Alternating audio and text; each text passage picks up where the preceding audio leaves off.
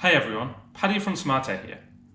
4 weeks ago, I wrote this article outlining the best materials for making homemade face masks. The article took the internet by storm. So far, it's received over 3.5 million views, and we've had over 1,000 comments from people asking us to test new materials. We want to help.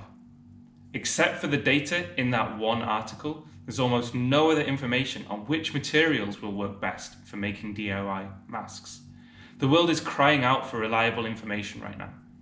Hundreds of video tutorials have popped up showing how to make masks, yet we don't even know how effective the materials they use are. I'm launching this fundraiser today because Smart Air can provide this information. We will run rigorous tests on over 50 new materials.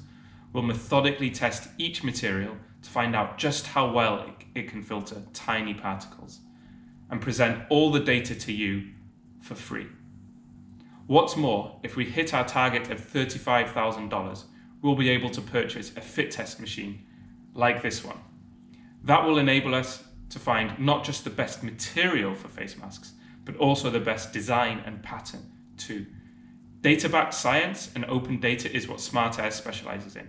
We've been performing mask and air quality tests for over 7 years, and we want to make use of that experience right now to help.